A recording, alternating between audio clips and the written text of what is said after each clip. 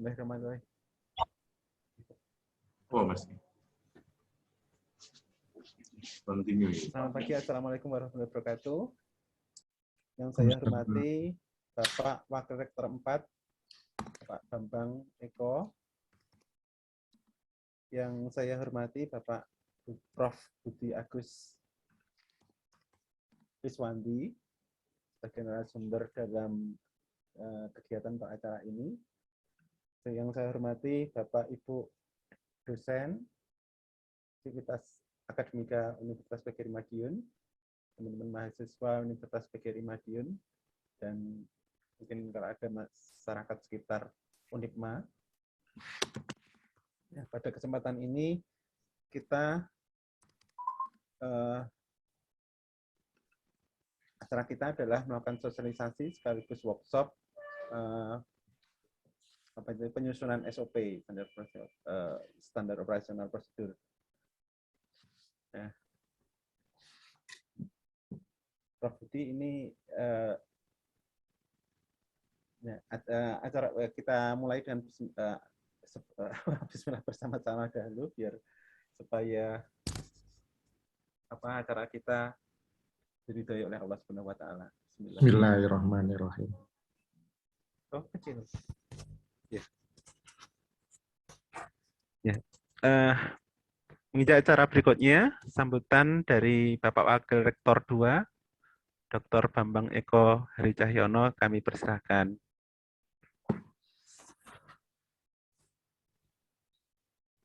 Silahkan Pak Bambang.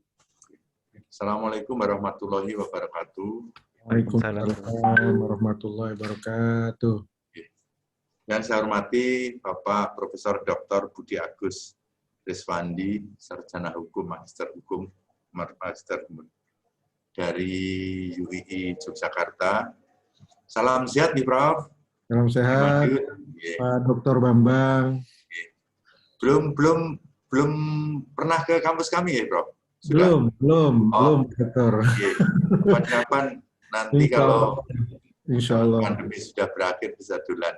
Insya Allah. Kalau dari UII yang pernah ke tempat kami itu Prof. Fauzi. Oh ya, yang dari BNPT, iya. Leres. Yang saya hormati Bapak Dr. Darmadi beserta para peserta sosialisasi dan workshop Biro Sentra Kekayaan Intelektual yang diselenggarakan oleh Universitas PGRI Madiun. Syukur alhamdulillah pada pagi hari ini kita bisa bersemuka dalam keadaan sehat walafiat meskipun pandemi rupanya masih dalam kategori level 4 kalau di Madiun, sehingga belum memungkinkan untuk pertemuan secara luring. Yang penting kita hari ini tetap sehat, semangat, semoga kita diberkahi oleh Allah Subhanahu wa taala dengan kesehatan. Yang kedua, secara pribadi maupun secara institusi kami ikut gembira Pak Darmadi karena meskipun sudah beberapa saat ini di tempat kita seperti di perguruan tinggi lain memiliki Biro Sentra Kekayaan Intelektual. Saya percaya Pak Darmadi ini bisa mengembangkan ke arah yang lebih baik dan terutama untuk mendukung visi dan misi dari universitas. Bapak Ibu sekalian, jadi visi dan misi Universitas PGRI Madiun itu adalah ingin menjadi perguruan tinggi unggul ya, dan menghasilkan lulusan yang cerdas, berdaya saing, dan memiliki kemampuan berwirausaha. Nah, untuk mencapai visi itu, kita melalui 4 tahap, melalui 4 milestone. Milestone yang pertama itu adalah penguatan dan otonomi institusi. Sudah kita lalui dalam 4 tahun pertama, mulai berdiri tahun 2017. Jadi kami ini secara universitas baru tahun 2017, Prof. Ya. Tapi kalau sebelumnya itu sudah berdiri IKIP, ST itu sudah berusia sekitar 45 tahun sekarang ini. Ya. Kami ya ingin sebenarnya seperti UII, Prof, yang Amin, menjadi amin. PTS unggul beberapa Amin. kali masuk menjadi PTS nomor 1 di Indonesia. Amin, amin. Dan yang kedua, pada tahun 2021 sampai 2021 sampai 2025 nanti, kita menginjak milestone yang kedua, yaitu menjadikan Unigma ini sebagai perguruan tinggi berbasis riset. Oleh sebab itu, saya menyambut baik kegiatan-kegiatan semacam ini yang jelas akan mendukung milestone kami yang kedua nanti. Kemudian Pak Darmadi itu sudah lama di LPPM, paham penguatan di bidang penelitian, penguatan di bidang haki, dan sebagainya. Oleh sebab itu saya menyambut gembira, Pak Rektor menyambut gembira pada hari ini ada workshop Biro Sentra KKN Tunggal yang akan nanti diberi banyak wawasan oleh Prof. Budi. Sebab itu sekali lagi rasa hormat kepada Prof. Budi yang telah berkenan meluangkan waktunya. Kami sebenarnya lebih senang sebenarnya Pak Aswin Rosadi, tapi beliau hari ini berhalangan hadir.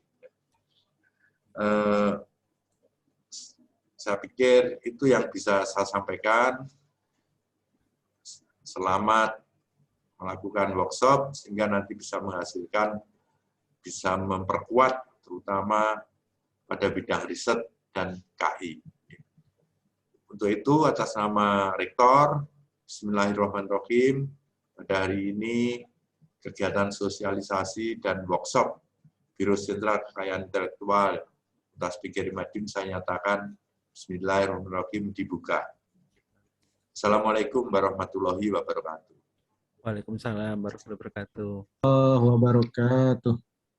Dan sekaligus saya mohon izin ya Pak Darmadi, Prof. Oh, Siap, Pak Dr. Bambang. Monggo. Ya. Kegiatan PPG. Ya, betul. Tidak apa-apa, Prof. Pak Bambang, monggo. Oke, kami tunggu besok ya, Prof. Insya Allah, Pak Dr. Bambang. Monggo. Terima kasih Pak Bambang.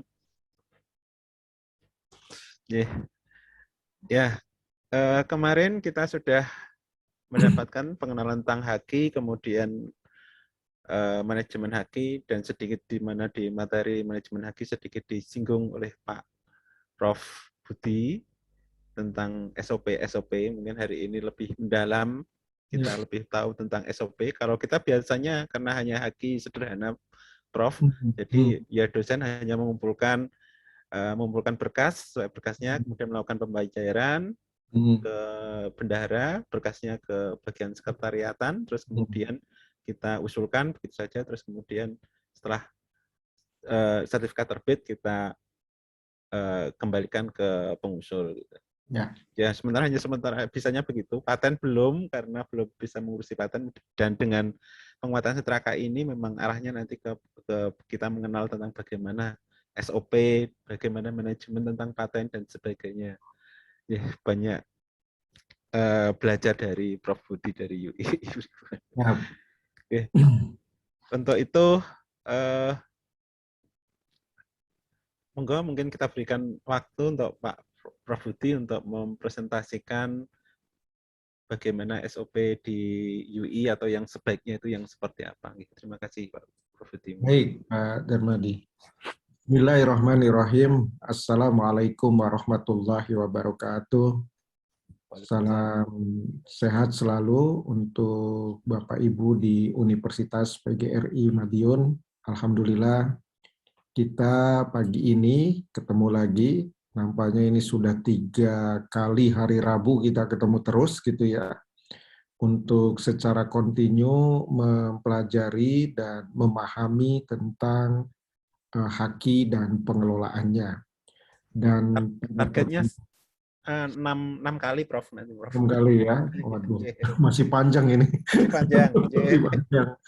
Ini yang ketiga, dan Pak Budi sebelumnya ingin menyampaikan kepada Pak Darmadi, mohon maaf materi kemarin belum sempat saya share karena urusan di kantor masih padat sekali gitu, karena kebetulan saya juga sekarang di Fakultas Hukum itu menjabat sebagai ketua program studi di program studi hukum, program sarjana gitu ya.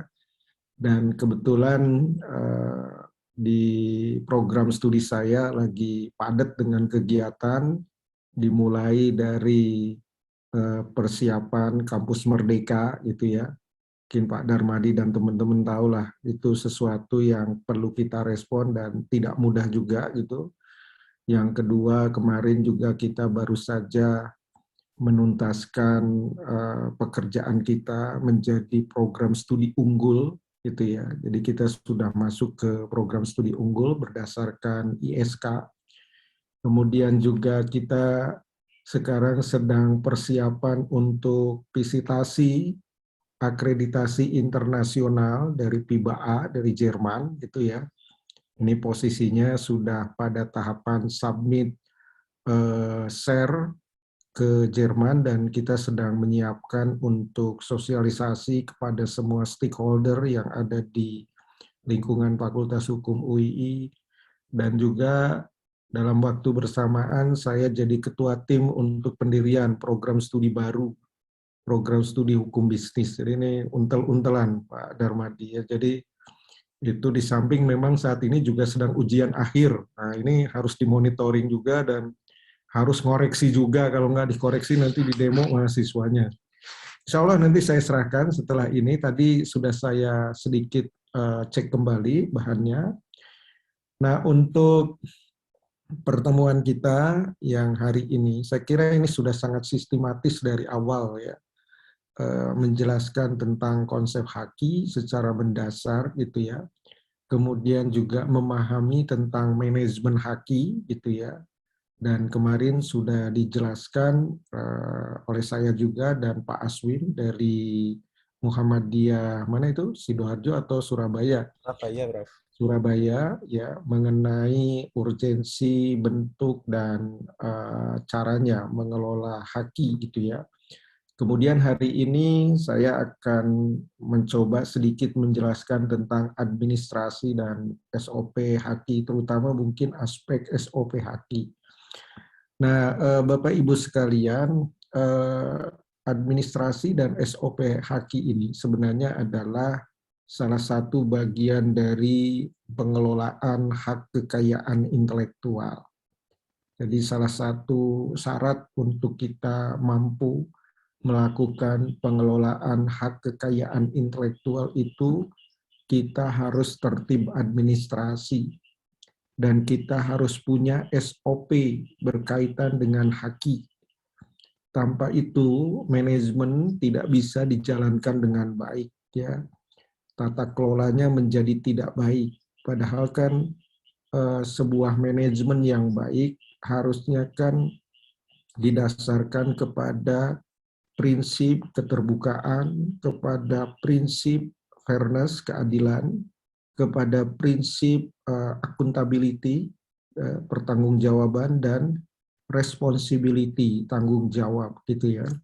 Jadi yang butuh tata kelola baik itu bukan hanya pemerintah, bukan hanya unit bisnis. Kalau pemerintah kita mengetahuinya dengan istilah good governance, ya gitu ya.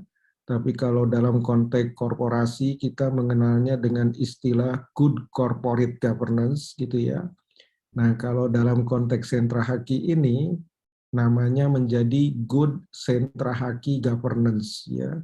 Jadi harus ada tata kelola sentra haki yang baik. Dan prinsipnya hampir sama ya. Tadi berdasarkan kepada aspek keadilan, pertanggungjawaban, keterbukaan, dan tanggung jawab dari pengelolaan itu sendiri.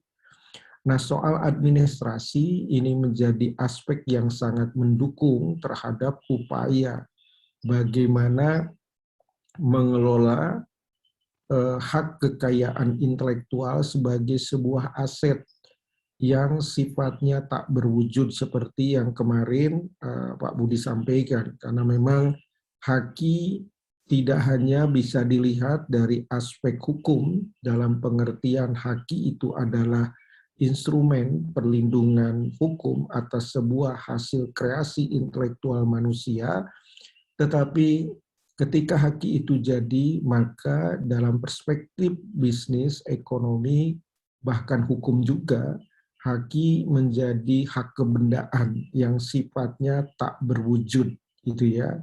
Sekali lagi merupakan hak kebendaan yang sifatnya tak berwujud, di mana kalau haki itu dimaknai sebagai hak kebendaan yang sifatnya tak berwujud itu, haki tidak hanya bisa dimiliki, dikuasai oleh subjek hukum atau oleh orang atau oleh badan hukum, tetapi haki itu pada dasarnya memiliki nilai ekonomi, gitu ya.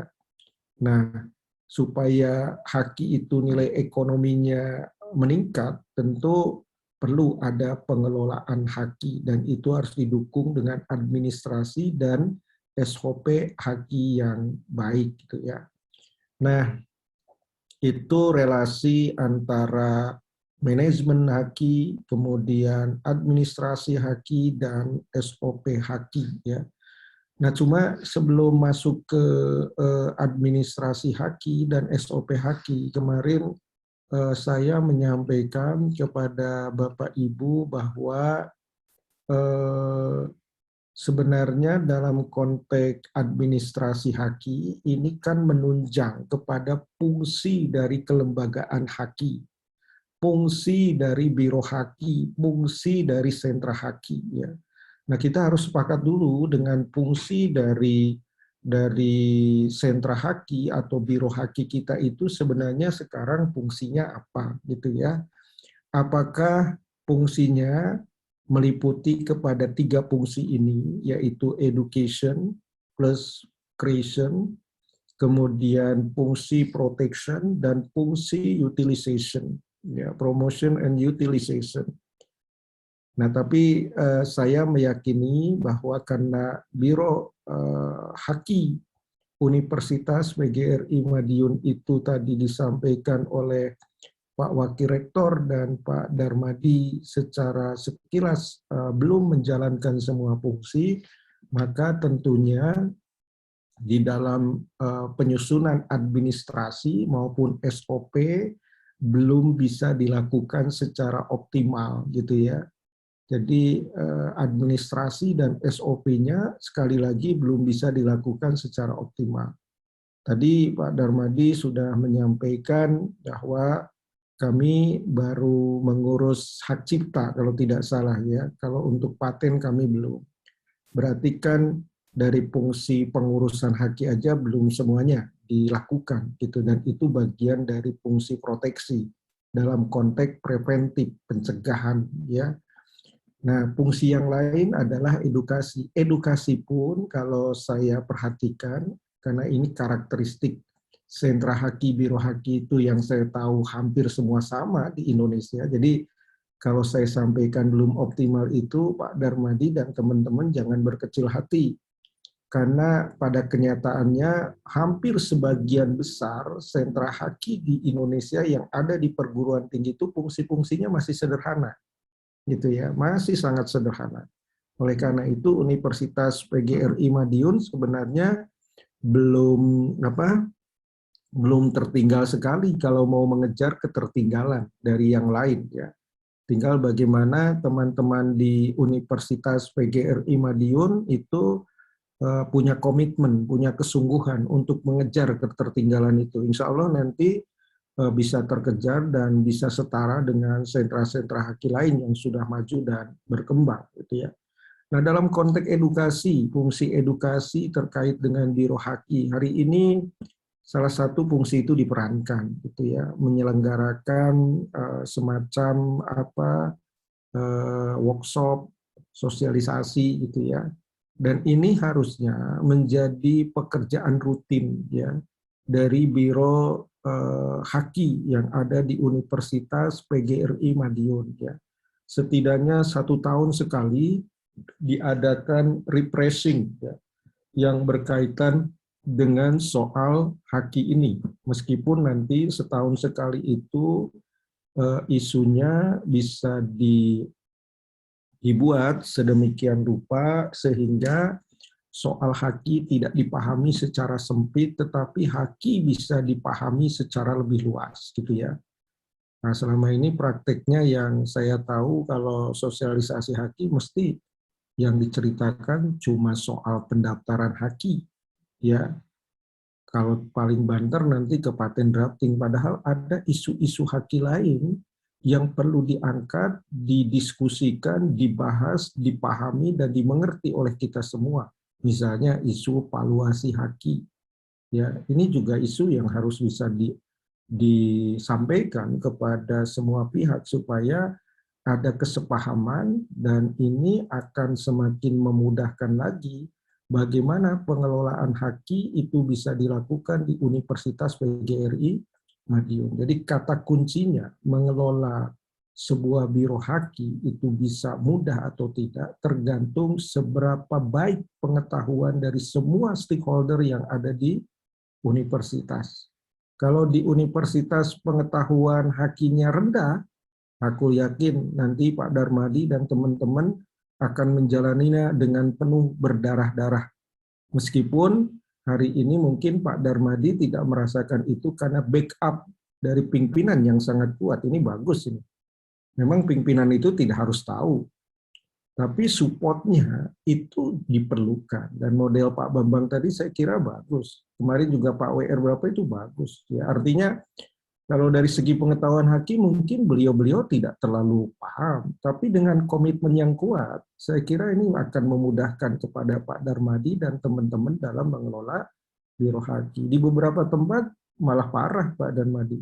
Sudah sivitasnya nggak mau diberitahu, pejabatnya juga nggak mau tahu. Gitu ya. Akhirnya ya terhuyung-huyung ada di universitas, lembaga itu adanya itu seolah-olah tidak ada gitu ya.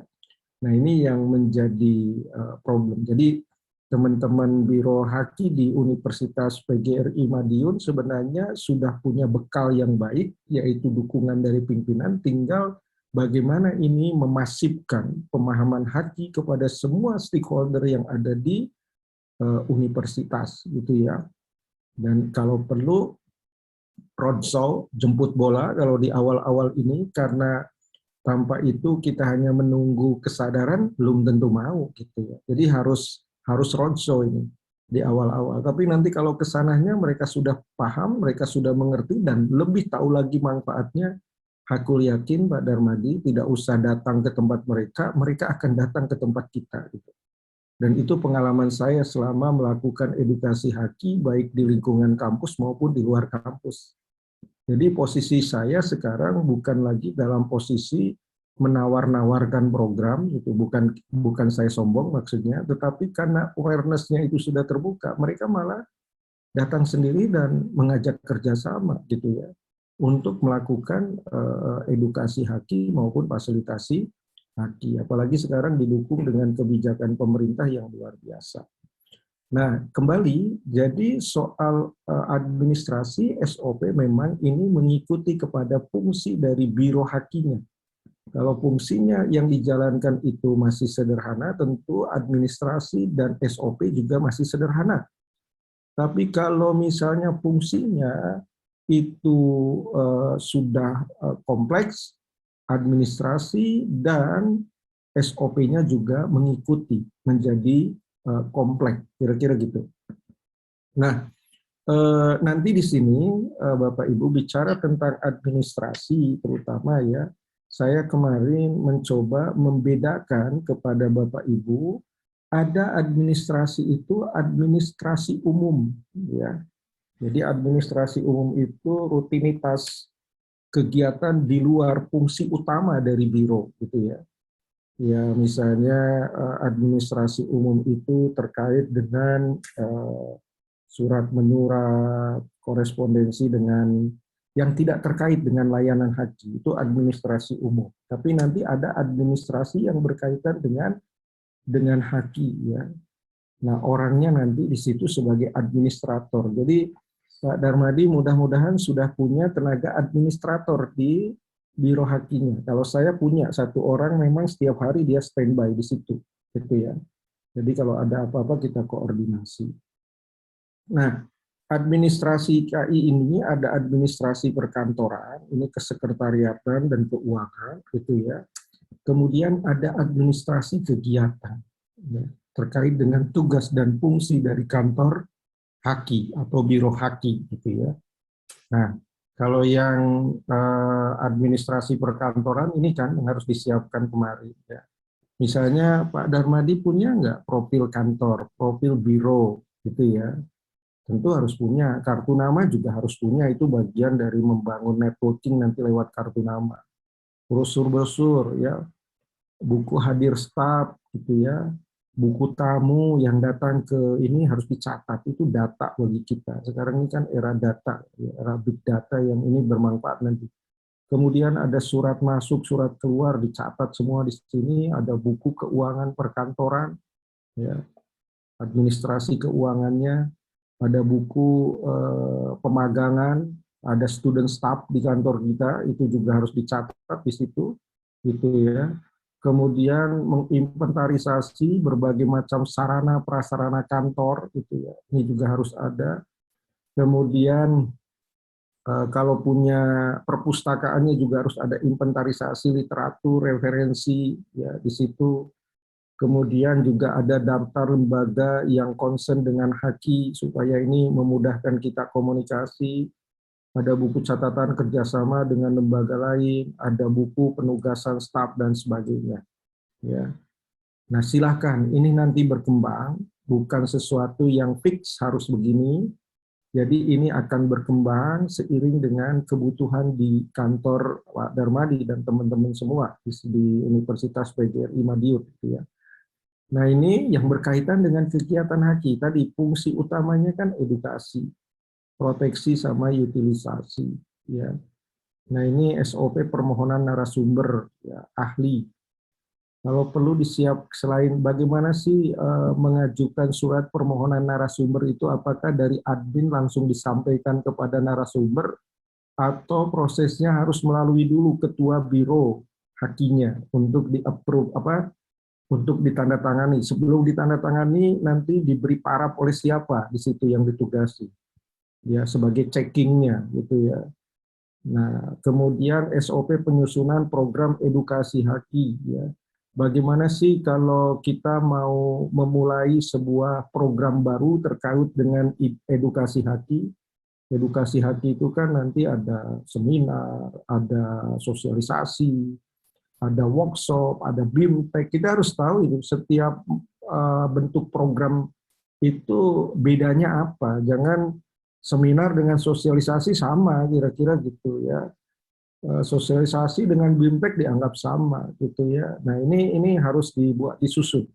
Jadi mungkin kalau kemarin semua dilakukan oleh Pak Darmadi, katakan begitu, sekarang harus ada SOP-nya. Ya, SOP-nya bagaimana sampai pada akhirnya disetujui itu sebagai sebuah program edukasi. Dan itu nanti bisa dilakukan secara rutin gitu ya.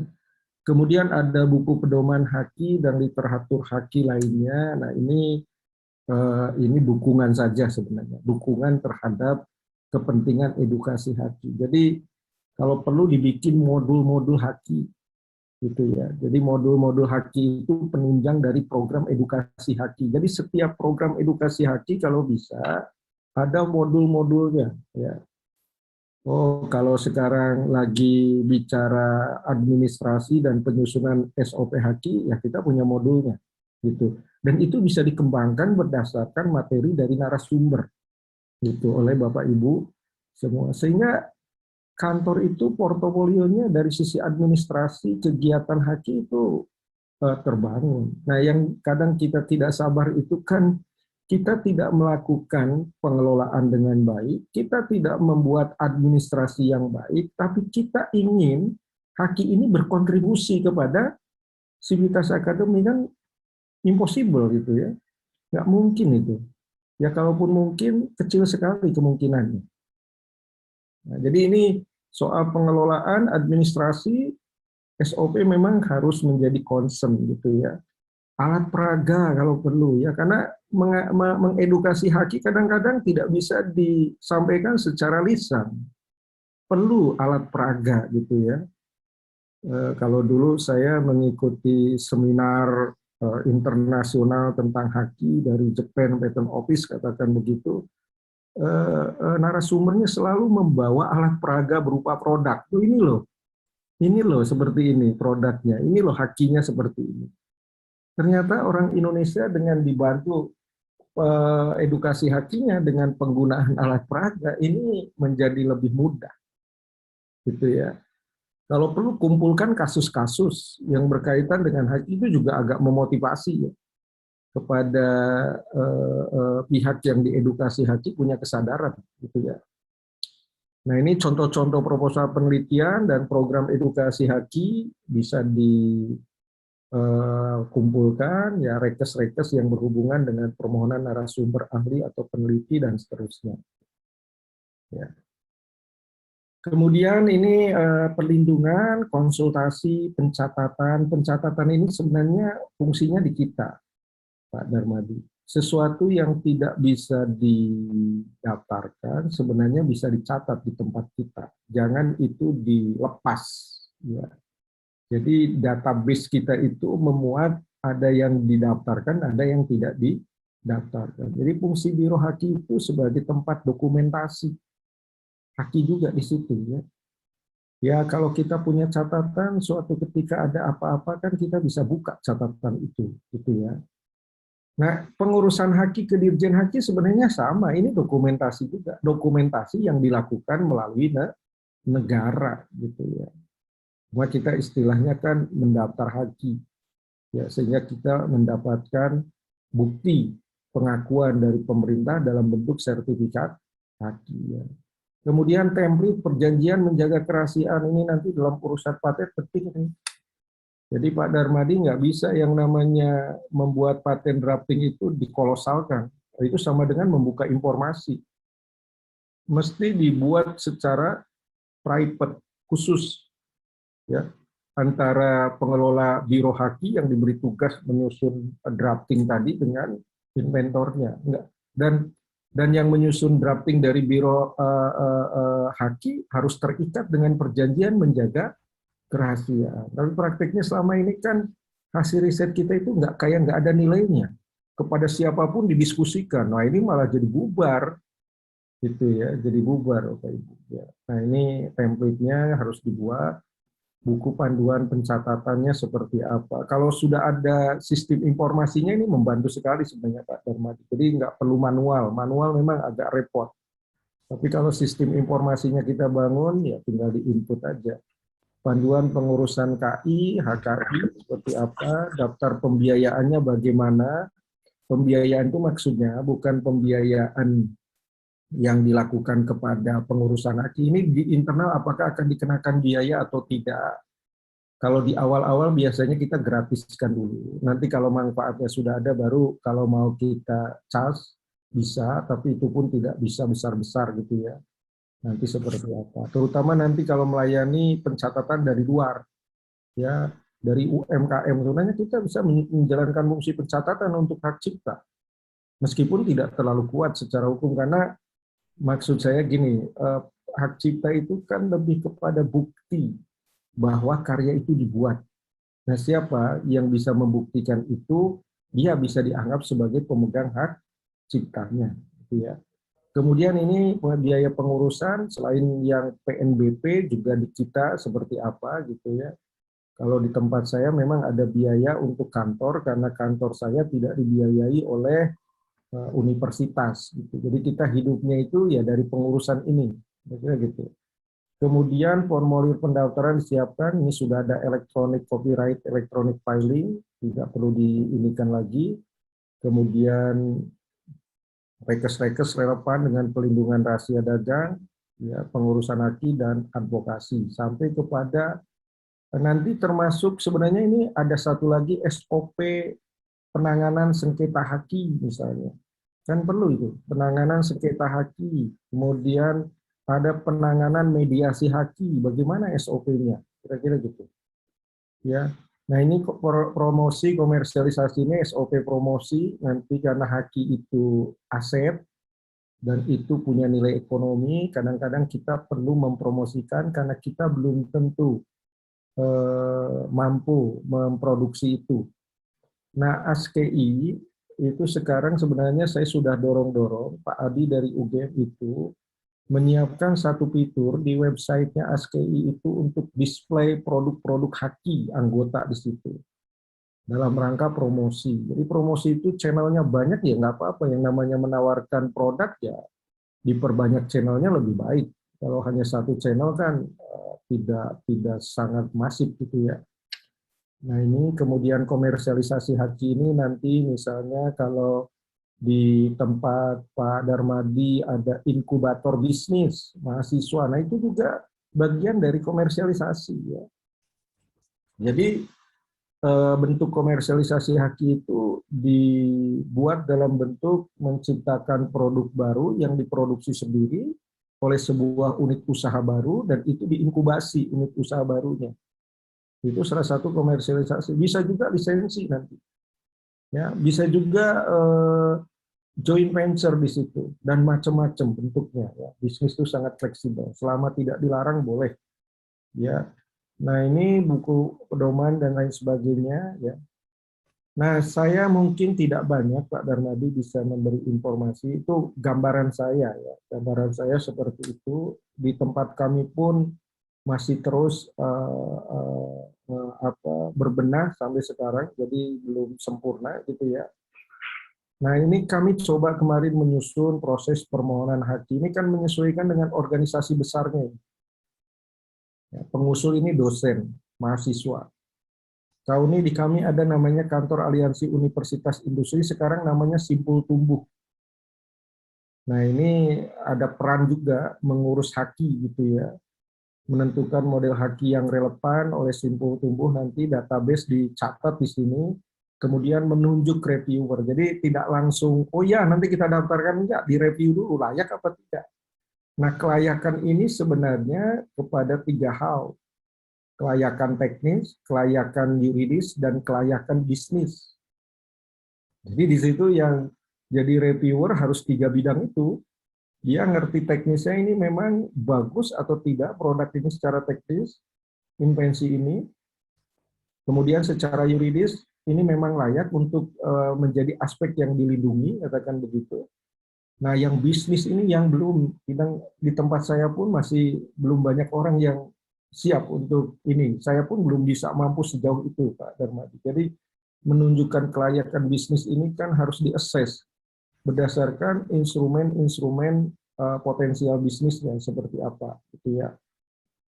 Nah nanti ada surat penugasan kalau dianggap layak ke sentra hakinya, gitu ya. Karena dari Simpul Tumbuh Kauni tadi menugaskan kami, jadi kami posisinya karena ada di fakultas kami tidak terlalu banyak fungsi, hanya membantu, mensupport. Kita lebih banyak berperan ke masyarakat luar sebenarnya malah.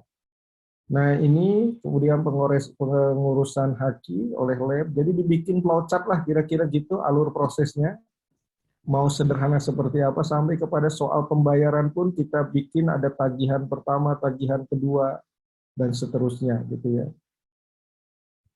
Nah ini sertifikat haki terbit gitu, penyampaian ke sertifikat haki kepada Kauni, dan dari Kauni nanti diserahkan kepada inventor. Jadi bukan kami yang menyerahkan, tapi kalau di tempat Pak Darmadi mungkin biro hakinya langsung yang menyerahkan. Gitu. Jadi nanti silahkan. Itu saya kira saya membayangkan apa yang ada di Universitas PGRI Madiun ini belum rumit sebenarnya, masih simpel. Cuma tetap itu harus dimanage dengan baik, prosedurnya juga harus baik. Jangan sampai ada fitnah kok urusan ngurus haki ke Pak Darmadi, bayar juga ke Pak Darmadi. Ini ada apa nih Pak Darmadi, kan jadi sakwa sangka kira-kira gitu. Ya. Ya, lisensi ini contohnya ya kami coba melisensikan itu dimulai dengan pengajuan dari industri, sama ini berat ini. Sebenarnya kita belum bisa ke pola ini, Pak Darmadi. Jadi lisensi itu kalau industri minta itu jarang-jarang. Tapi hari ini UII baru saja mau merealisasikan lisensi dengan Bio Farma, ya, dengan Bio Farma. Bio Farma minta memang. Nah ini prosesnya dilengkapi, dokumen lisensinya apa saja yang harus disiapkan. Nanti ada review gitu ya. Kemudian dokumen ini diinformasikan kepada inventor supaya diketahui gitu bahwa itu akan dilisensikan. Dan nanti di sini lengkap, kalau belum lengkap dilengkapi, kalau sudah lengkap disetujui nanti, dinegosiasikan. Jadi ini ada mulai dilakukan, nggak ke capture, oke nggak apa-apa, dinegosiasikan. Dan ini yang joint research, ya. Joint research lewat Kauni juga ngajukannya. Jadi kami tidak lewat pusat hakinya, tapi ke Kauninya ini, Bapak Ibu. Semuanya pintunya di Kauni. Pusat haki bagian yang mendukung ke Kauni. Mungkin strukturnya agak beda dengan yang ada di Universitas PGRI Madiun. Ya. Semuanya nanti dihandle oleh Biro Haki, gitu ya. Tidak dipecah seperti ini. Nah, itu beberapa hal yang termasuk komplain joint research, itu bagaimana prosedurnya ini. Saya kira itu Pak Darmadi untuk pancingan diskusi kita, tidak terlalu banyak, tapi saya lebih suka kalau kita hari ini mendiskusikan apa yang sudah dilakukan oleh teman-teman dari Biro Haki, nanti kita coba petakan seperti apa sebaiknya prosedur itu dilakukan. Yang jelas, Universitas PGRI Madiun itu unitnya banyak di situ. Ada prodi, ada jurusan, mungkin ada pusat studi, ada laboratorium, dan semua itu adalah penghasil haki, produsen haki. Nah, nanti itu kalau mau ngajukan kemana, apalagi di sini di tingkat universitas, apakah ngajukannya langsung ke WR1, WR2, WR3, WR4, atau bisa langsung ke Biro Haki, nanti Biro Haki memberitahu kepada pejabat ada sekian permohonan, apakah disetujui atau tidak. Kalau sudah disetujui, siapa yang menentukan kelayakan dari hakinya, apakah akan dibuat tim khusus, kemudian bagaimana untuk pembayaran biaya permohonan hakinya, itu juga harus dibicarakan. Saya kira itu, Pak Darmadi. Terima kasih. Terima kasih, Prof. Budi. Ya, untuk sharing saja. Kalau di Unipma memang saat ini masih mengarahnya pada perlindungan mawon, Prof. Ya, betul. Kita hanya memberikan tapi kita mencoba dengan penguatan sentra KI ini, dengan adanya hibah ini menuju ke komersialisasi dan edukasi, termasuk yang seperti ini, sosialisasi seperti ini. Sejak kemarin itu kita gunakan juga untuk mengedukasi teman-teman biar tahu seperti apa toh haki. Kalau yang ngomong saya saja atau teman-teman yang di sini mungkin nggak begitu didengarkan, tapi kalau narasumber yang kompeten, insya Allah lebih menarik. Ini salah satu gerakan kita untuk mengedukasi teman-teman yang lain. Ya, di antara kesibukan beliau-beliau, ini banyak dosen-dosen Unipma gitu pengen tahu ya kita, jadi kita buka untuk umum, Prof, ini. Tapi juga masyarakat sekitar sebenarnya ya yang ada link-link grup-grup kita berikan gitu aja.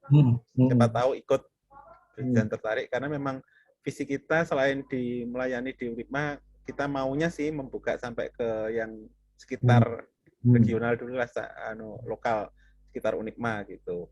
Mudah-mudahan begitu.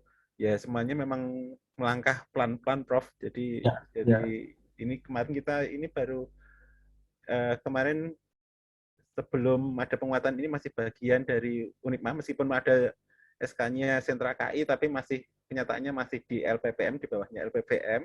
Dan alhamdulillah dengan penguatan ini kita sudah mencobalah mandiri. Jadi ya kerjasama dengan BPM dan sebagainya tetap, tapi mandiri jadi biro sendiri gitu, Prof. Dan ini masih sebenarnya untuk ruangannya ini masih gabung dengan LPPM sementara. Mudah-mudahan nanti sambil cari waktu ada ruangan, kita mintakan ruangan untuk khusus sehingga nanti ada rencananya kalau ada teman ini karya-karya teman-teman, paten atau hakinya teman-teman bisa kita pamerkan. Mudah-mudahan bisa menarik dari pihak industri gitu. Ya, tapi itu mudah-mudahan nggak angan-angan aja, Prof. Dan memang perlu banyak dukungan dari Bapak Wakil Rektor, pejabat-pejabat Unipma untuk mendukung kita. Ya, kalau merespon informasi dari Pak Darmadi tadi, saya kira proses evolusinya dari sentra KI Universitas PGRI Madiun sudah cukup bagus ya. Tadi awalnya ditempatkan di bawah LPPM, seiring dengan semakin strategisnya unit ini mencoba untuk karena perannya nanti tidak sederhana, akan punya peran yang sangat strategis dan besar gitu ya, maka dikembangkan menjadi unit tersendiri. Ya, tetapi pemahaman Biro Haki itu menjadi unit sendiri bukan berarti mau bekerja sendiri, kan begitu ya. Tentu melakukan kolaborasi, sinergi, dan kerjasama beserta unit-unit yang lain.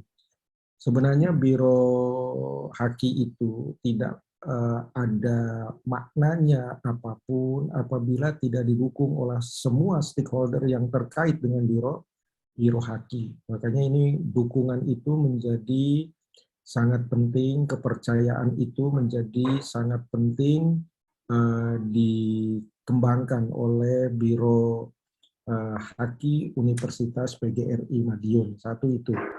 Yang kedua, tadi secara legalitas, kalau saya dengar ceritanya, ini kan secara legalitas nampaknya baru sebatas surat keputusan rektor gitu ya. Yeah. Kemarin saya sudah menyarankan kalau memang nanti kiprahnya semakin luas, semakin besar gitu, maka legalitas pun harus lebih kuat lagi. Karena nanti tolak tariknya banyak dengan berbagai unit yang lain ya. Masa lembaga yang dibentuk dalam bentuk SK kok bisa merambah kemana-mana kan kira-kira gitu. Sementara yang tidak diatur pakai SK aja dibatasi. Nah ini perlu diperkuat kira-kira gitu Pak Darmadi. Dan memperkuatnya bukan hanya mengakui eksistensi dari Biro Haki sebagai sebuah unit yang punya fokus kepada pengelolaan haki, tetapi penguatan itu termasuk penguatan dalam hal fungsi yang tidak saja melekat kepada Biro Hakinya, tetapi itu juga harus dideklar lewat aturan universitas gitu ya. Jadi bayangan saya kemarin ada sebuah mungkin kalau baru SK diubah jadi peraturan rektor, katakan begitu ya. Syukur kalau bisa peraturan universitas di dalamnya memuat aspek-aspek misalnya pembinaan haki seperti apa kepada semua stakeholder yang ada di Universitas PGRI Madiun, itu kan. Kemudian bagaimana pendokumentasian berbagai macam hasil riset yang dilakukan oleh Universitas PGRI Madiun itu bisa dilakukan oleh Biro Haki gitu ya. Kemudian juga bagaimana melakukan pengurusan hakinya gitu ya. Bagaimana cara mempromosikan hakinya, itu diatur semua di peraturan itu sebagai payung hukum. Meskipun aturan itu tidak harus detail, kira-kira gitu. Tapi teman-teman di Biro Haki punya cantolan hukum. Kenapa saya melakukan ini? Ini kan ada peraturannya, kan kira-kira gitu. Makanya kami bikin aturan yang lebih konkret, lebih implementatif dalam bentuk cuplak-cupnis sampai ke SOP. Jadi SOP yang sekarang mungkin di-create ini kan sebatas, saya tidak tahu, tapi dugaan saya di SK Rektor itu mesti tidak ada penjelasannya itu. Fungsinya apa lembaga ini Pak Darmadi? Ya. Kalau tidak ada, itu berarti tafsir dari pengurus saja bahwa sentra haki itu harusnya begini-begini kan gitu. Nah itu kan kalau saya orang hukum nggak terlalu kuat seperti itu. Yang kuat itu dideklar tugasnya. Pak Rektor menyatakan nih kamu tak bikin Biro Haki, tugasmu A, B, C, D kan gitu. Bahkan di kami itu ada istilah palu godam. Apa yang lo mau, gua ada kan gitu. Palu godam itu seperti itu gitu. Jadi ada pasal karetnya kadang-kadang gitu. Sehingga kalau ada orang mempersoalkan, memang tugasnya sampai di situlah. Di situ toh, nah ini kita ada gitu ya. Jadi ini dasar hukumnya harus diperkuat dari Biro Haki dan nanti bisa melihat kepada model-model yang dikembangkan di UGM di tempat kami kemarin jujur aja Pak Darmadi tidak seindah di PRGRI Madiun. Ini di kami baru terakhir ini saja mulai ada keinginan serius, sebelumnya nggak ada. Jujur pusat haki saya itu ada di Fakultas Hukum, lebih dikenal oleh masyarakatnya daripada di dalamnya. Gitu ya. Kita sangat progresif kalau dengan masyarakat ya, terhadap pemda-pemda kementerian segala macam kita sangat progresif. Nah, kenapa? Karena levelnya di fakultas, Pak Darmadi. Meskipun sekarang saya juga banyak teriak terus di universitas itu, gitu ya, bahwa kita tidak bisa menghindar. Ini sesuatu yang harus dilakukan. Contoh kemarin, Pak Darmadi kalau ada di LPPM kan selalu diminta ngisi borang si manis tuh. Iya, betul, C. Si manis itu isinya itu pengelolaan haki semua itu. Datanya sebenarnya di sentra haki. Iya. Ya, saya bukan tidak tahu, ya, tapi kewenangannya yang tidak menjangkau ke situ. Jadi tidak bisa banyak melakukan banyak hal. Makanya saya cuma mengkritik akhirnya kan. Dan sekarang baru mereka terbuka gitu. Jadi memang dinamikanya macam-macam gitu ya. Tetapi yang terpenting jangan putus asa ya. Kalau sekarang saya sudah, mohon maaf, kritiknya bukan lagi kritik dengan simbol-simbol, sudah dijelentrehke sekalian lah kira-kira gitu. Ya. Nah ini kita sekarang di UII juga, saya termasuk yang aktif mendorong bagaimana UII punya badan usaha untuk mengakselerasi hilirisasi. Tanpa itu susah. Jadi saya itu, mohon maaf Pak Darmadi, kompetensi ilmu saya itu di bidang haki. Karena saya kompetensinya di bidang haki, saya tahu betul seluk-beluknya seperti apa. Cuma kadang-kadang kalau sudah ngelihat implementasi di dalam, gemes gitu ya, gergeten. Tapi saya juga akhirnya suka mengerem diri, oh mungkin mereka belum aware kok. Masih harus terus diedukasi. Bahkan yang tanya bedanya hak cipta dan paten aja masih banyak. Nah ini kan tepuk jidat juga. Mestinya ini kan sesuatu yang sudah tidak perlu didiskusikan lagi lah ya, untuk hal-hal yang dasar seperti itu. Tapi itulah perjuangannya. Ya. Nah sekarang saya banyak mensupport ya, baik secara personal maupun institusional pusat haki ke universitas, bagaimana supaya tata kelola sinergitas antar unit, ekosistem dari hilirisasi inovasi itu bisa terbangun. Kan dulu banyak orang yang nggak ngerti, kenapa sih dibuat inkubator bisnis, kan gitu ya. Seolah-olah itu unit mandiri, enggak, itu bagian dari ekosistem hilirisasi inovasi gitu. Kalau kita tidak punya inkubator, ya kita kehilangan satu ekosistem di situ. Gitu ya. Misalnya Pak Darmadi punya mahasiswa nih, mahasiswanya menemukan sebuah temuan di bidang teknologi yang sebenarnya sangat potensial untuk dihilirisasikan. Didorong-dorong mahasiswanya supaya ngelisensi. Padahal mahasiswanya bilang, enggak, saya nggak mau Pak, saya mau produksi sendiri. Mau saya bikin pabrik sendiri.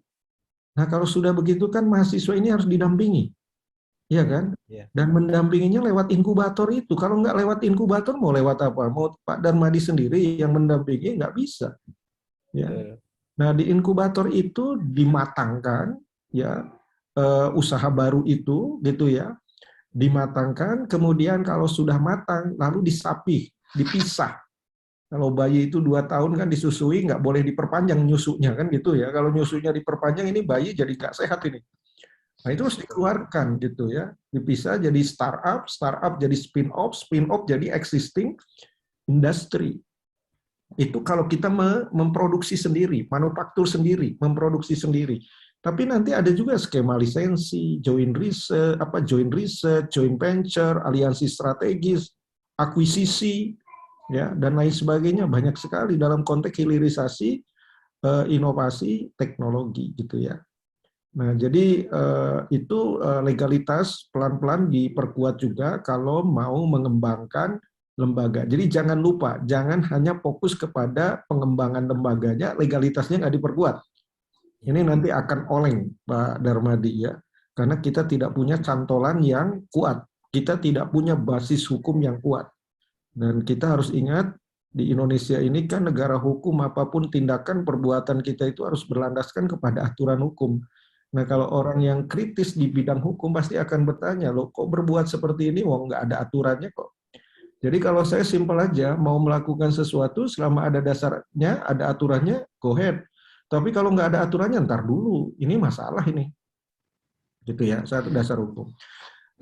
Yang ketiga, kalau dari informasi Pak Darmadi tadi, nah berarti SOP yang harus dikembangkan itu fokuskan kepada SOP edukasinya, ya SOP edukasinya. Nah SOP selain SOP edukasi nanti SOP pencatatan dan pengurusan haki dulu deh.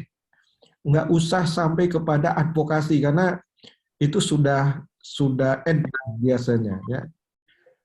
Kalau ada peniruan, ada pemalsuan haki-haki Universitas PGRI Madiun, memang nanti pakai SOP advokasi kan gitu ya. Nah, sekarang SOP edukasi haki seperti apa? Jadi klasifikasikan dulu bentuk edukasi yang akan dilakukan di UPGRIS maupun di masyarakat. Karena tadi sudah bagus idenya Pak Darmadi. Tidak hanya memfokuskan ke dalam, tapi juga fokus keluar. Lama-lama kita ini nanti Pak Darmadi akan jadi macomblang yang baik. Kira-kira gitu. Karena kita kalau bergaulnya ACDC ke dalam maupun keluar, kita bisa tahu perkembangan dari masing-masing dua sisi yang berbeda ini. Kalau orang kampus kan kecenderung mikirannya kan akademik melulu kan gitu ya. Tapi kalau di masyarakat kan berpikirnya praktis. Nah, ini gimana disinkronisasikan oleh Biro Haki ini nanti? Saya tidak jarang tuh merekomendasikan UMKM kepada dosen supaya dilakukan pendampingan karena memang dibutuhkan ilmu dosen itu, kira-kira gitu. Termasuk hasil-hasil riset dia. Jadi saya dari dulu selalu mendorong sentra haki itu jangan besar di dalam kampus, menjadi katak di dalam tempurung, kira-kira gitu. Tapi harus out of the box. Kita dengan siapapun kita buka. Baik dengan masyarakat, dengan government, dengan NGO, dengan perusahaan besar, kita layani semuanya. Kita buka semuanya. Dari situ sebenarnya jaringan, networking, dan peluang-peluang kerjasama kita semakin terbuka. Kira-kira gitu. Dan kita jangan hanya bicara nanti pada saatnya ketika kita berkolaborasi dengan eksternal, dengan internal pun, kita bicara hakinya tidak melulu soal pendaftaran. Yakin, nanti bicara hakinya itu akan banyak isu haki yang bisa didiskusikan di situ. Ya, kemarin saya misalnya ditanya oleh seorang dosen di Fakultas Prodi Akuntansi, kebetulan dia juga punya perusahaan pemrograman. Pak Budi, ini gimana patennya? Saya ceritakan, ini loh yang dilindungi copyright-nya ini, patennya ini. Terus apa untungnya? Saya ceritakan, kalau Anda pembisnis ya bisa Anda kembalikan investasi Anda dalam membuat program. Caranya gimana? Ya Anda bisa sewakan, Anda tidak harus produksi tuh software itu, Anda sewakan aja kepada pihak lain yang membutuhkan. Kalau yakin software Anda itu dibutuhkan, itu akan menambah pendapatan saudara tanpa saudara harus capek-capek. Jadi bisnis lisensi itu sebenarnya tidur, tahu-tahu besok uangnya nambah. Ya. Jadi itu bisnis lisensi dan itu sangat aman sekali dalam konteks bisnis seperti saat ini ya, tidak mengenal situasinya seperti apa. Ya kalau sudah komit bayar royalti ya harus bayar. Nah, oleh karena itu dimulai dari SOP edukasi, klasifikasikan dulu bentuk-bentuk edukasi dari hal yang umum sampai yang teknis gitu ya. Yang umum itu seminar, itu sosialisasi, teknis itu mungkin yang menengah itu fokus group discussion. Ini terkait dengan penyusunan berbagai macam program. BIMTEK teknis itu nanti ada pelatihan dan lain sebagainya. Bahkan kalau perlu ada pemagangan. Ada pemagangan. Staf kita itu kalau perlu dimagangkan, ya. Jadi itu cara kita untuk meningkatkan kapasitas sumber daya manusia kita, kira-kira gitu ya. Dosen aja sekarang disuruh magang, ya, termasuk pengelola sentra haki juga harus magang, ya. Kalau nggak magang, mana dia bisa mengerti teknisnya seperti apa? Kalau hanya baca tulisan kan belum tentu bisa paham juga, Pak Darmadi, ya. Kemudian nanti kalau terkait dengan keterbatasan sumber daya manusia, student staff bisa dimanfaatkan. Karena mahasiswa sekarang bisa magang juga. Dan magang tidak harus di luar, di tempat kita juga bisa. Itu saya sudah berpikir sampai ke situ. Dari dulu sebenarnya, kalau saya bekerja tidak didukung oleh dosen, ya mendingan saya bekerja sama dengan mahasiswa yang jelas-jelas mau cari ilmu, kira-kira gitu. Dan ternyata itu sangat membantu, ya. Nah, kemudian SOP yang lain itu berkaitan dengan pencatatan. Nah, untuk pencatatan ini nanti diklasifikasikan sesuai dengan bidang sesuai dengan bidang keilmuannya yang ada di UPKRIS gitu ya. Misalnya bidang prodi pendidikan dan matematika gitu ya, prodi apalagi ada prodi hukum, prodi teknik informasi. Nah itu di ini. Jadi nanti bisa Pak Darmadi, bisa dilihat progresnya, mana yang hasil olah pikirnya itu produktif dan tidak, bisa dilihat dari situ. Ya, oh ternyata FTI lebih banyak, Fakultas Teknologi Informasi lebih banyak kan gitu ya. Nah itu sebenarnya dalam konteks reward and punishment data itu bisa digunakan untuk memberikan award. Ya, ya kerjasamalah nanti dengan WR1. Siapa yang paling banyak mencatatkan itu kasih award. Kalau perlu kasih insentif supaya mereka lebih produktif lagi gitu ya. Jadi menstimulus mereka. Nah ini dalam hal pencatatan di internal kita. Nah nanti prosedur pencatatannya bagaimana? Nah tadi sudah saya katakan dalam era digital seperti hari ini, pengembangan sistem informasi menjadi penting, Pak Darmadi. Jadi kalau bisa Pak Darmadi kembangkan aja sistem informasi, nanti yang menginput bisa dari masing-masing unitnya, kira-kira gitu. Tapi sebelum difixkan, nanti di tempat Pak Darmadi ada yang melakukan validasi dan akurasinya. Ya, apakah yang diinput itu memang sudah benar atau tidak, sesuai atau tidak, itu tidak sekedar menginput. Ya, nah ini dalam konteks pencatatan. Nah, yang dicatat itu baik yang mau didaftarkan hakinya maupun yang tidak akan didaftarkan hakinya. Nah, jadi kita ini kayak apa? Kayak layer pertama yang menentukan kekayaan intelektual yang dimiliki oleh UPKRIS itu kita lindungi atau tidak.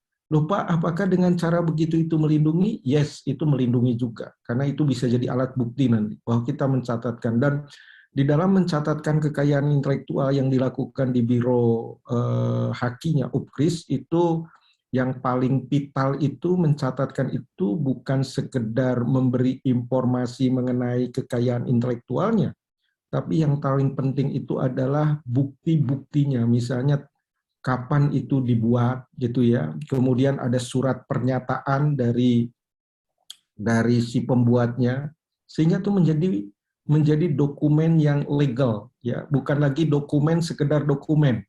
Selama ini kita melakukan dokumentasi itu kan ya dokumen yang tidak bernilai hukum. Nah sekarang bagaimana kita membuat sistem dokumentasi selain bernilai dokumentasi juga bernilai hukum. Syukur-syukur bisa bernilai bisnis. Nah ini yang harus di-create dari sistem informasi. Tapi kalau bernilai bisnis mungkin masih terlalu jauh. Yang penting bernilai dokumentasi sekaligus bernilai hukum. Sehingga kalau suatu ketika ada dosen kita, ada mahasiswa kita yang dipersoalkan oleh pihak lainnya terkait dengan isu penjiplakan dan lain sebagainya, nah itu bisa di-counter lewat itu. Gitu. Meskipun mungkin khusus untuk tugas akhir itu biasanya sudah dilakukan itu ya.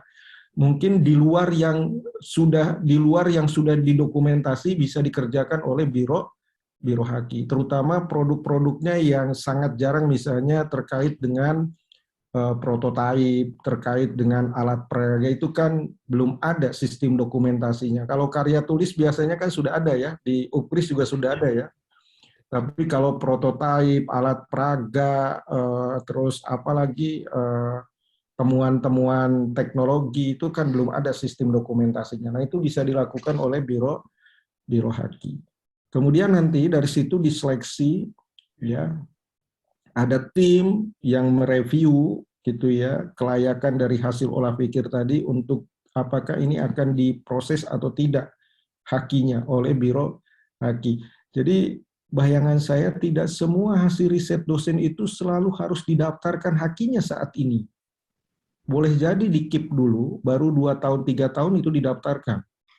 Ya, jadi itu ada strategi di situ. Ya. Nah, yang memang kelayakan bisnisnya itu kuat untuk saat ini itu yang menurut saya didaftarkan sehingga itu tidak menjadi beban bagi perguruan tinggi ya dalam hal membiayai pendaftaran haki. Karena selama ini di setiap perguruan tinggi itu apapun dipatenkan gitu ya. Maka istilah paten itu mateni itu terjadi kira-kira gitu karena tidak pakai strategi. Misalnya nih kemarin yang punya ibu siapa itu bagus itu saya kira sangat cepat itu karena patennya sederhana tapi sangat fungsional gitu ya. Nah itu bisa untuk didorong. Mungkin nanti perlu diperkuat aja dari aspek bisnisnya seperti apa. Nah didaftar, dimonitoring oleh Biro Haki dan nanti semua stakeholder hubungannya jangan dengan Dirjen Haki langsung, tapi hubungannya harus dengan Biro Haki. Itu mereka harus paham itu prosedurnya ya. Karena banyak juga, mohon maaf, para dosen, para peneliti sudah mendaftarnya oleh Biro Haki, oleh sentra Haki, setelah kesananya mereka jalan lagi sendiri kan gitu ya. Ini tata kelola yang tidak baik Bapak Ibu. Dia susul sendiri ke sana, dia tanya sendiri, dia urus. Jadi sentra Hakinya ditinggalin kira-kira gitu. Nah ini nggak boleh seperti itu. Semuanya harus terkontrol lewat sentra Haki. Apalagi di luar sana itu kita kadang-kadang tidak tahu tuh situasi dan kondisinya. Kemarin kalau dengan Pak Aswin kan banyak jebakan-jebakan yang kadang-kadang merugikan kita. Ya misalnya kadang-kadang ada oknum pemeriksa paten menawarkan mediasi, padahal mohon maaf, saya pernah ngalami paten yang saya usulkan itu sudah granted, tiba-tiba pemeriksanya bilang, ini harus dimediasi, Bapak harus bayar sekian. Saya tidak langsung mengiyakan Pak Darmadi, karena saya punya jaringan juga, saya suruh cek di Dirjen KI, ternyata informasinya dari sana dikatakan ini sudah granted Pak, apanya yang mau dimediasi, rupanya itu akal-akalannya saja, seperti itu, dari oknum. Dari oknum, ya. Makanya ini kita harus terkontrol semuanya sehingga kita bisa menghindari hal-hal seperti itu gitu ya. Nah, yang kadang-kadang kasihan kan orang yang tidak tahu informasi terus kejar-kejar akhirnya di sana dimanfaatkan. Nah, kan kasihan. Ya tanpa dimediasi pun sudah granted, ngapain juga dimediasi kan kira-kira gitu. Ya. Nah, kecuali darurat. Nah, itu dalam hal pendaftaran Haki. Mungkin 2 hal itu atau 3 hal itu yang menurut saya perlu disiapkan dalam konteks SOP. Langkah selanjutnya nanti Pak Darmadi persis seperti di kita di kampus, bikin silabus untuk setiap tahapan edukasi, bikin bahan ajarnya gitu ya. Dibuat itu kayak kita mau nyiapkan kuliah kurikulum seperti itu nanti. Ya. Nah, saya kira itu ya Pak Darmadi ya. Ya Prof. Mungkin sharing saja kembali. Jadi memang selama ini kekuatan kita sentra Haki itu memang mungkin dari kepentingan dosen-dosen atau mahasiswa untuk luaran penelitian atau abdimas mereka. Tapi juga ada juga yang kesadaran dosen seperti lagu gitu ya. Itu didaftarkan dalam apa itu sentra KI. Ini. Nah, cuma saja memang untuk penguatan pakai peraturan-peraturan rektor yang mendukung kita mungkin perlu kita perjuangkan lagi, Prof. Jadi selama ini kan di LPPM itu memang ada hibah penelitian, hibah abdimas, ada buku ajar, cuma saja memang belum kita wajibkan untuk harus ada Haki, itu belum. Jadi mungkin nanti kita bisa mengusulkan untuk itu, Prof. Terus yang sebelum ke SOP, Prof, tadi yang menarik kalau di UII itu kan pengembangannya justru dimulai dari yang dari luar, dikenal dulu dari luar. Sementara kalau kita kan belum keluar, mulai akan keluar setelah rasanya kalau sudah kuat dulu di dalam. Nah, mungkin kita bisa dikasih trik-triknya sehingga bisa sukses di luar itu bagaimana, Prof? Terima kasih. Ini historis ya, dan sekaligus cerita. Pusat Haki Fakultas Hukum UI itu didirikan tahun 2006. Ya.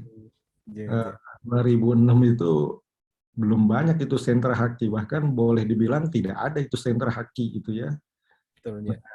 Kita mendirikan sebenarnya jauh sebelum 2006 Fakultas Hukum UI sudah punya klinik Haki yang diinisiasi Prof. Insan Budi Maulana. Cuma tidak berkembang karena tidak ada SDM yang mokoi tentang itu, gitu ya.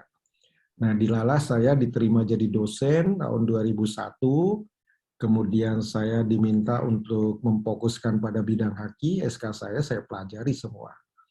Nah, tapi tahun 2006 itulah saya baru pikir saya gini, saya kan sudah baca banyak buku, saya juga sudah banyak nulis buku tentang haki, nah terus saya mau ngapain nih dengan ilmu ini? Kan nggak mungkin saya dengan ilmu ini terus diam hanya ngajar di kampus, kira-kira ini perlu ada media yang bisa mempercepat saya bisa mengaktualisasikan ilmu saya kepada masyarakat. Nah, kebetulan waktu itu di Fakultas Hukum UII itu ada fasilitas untuk mendirikan pusat aktivitas akademik mandiri.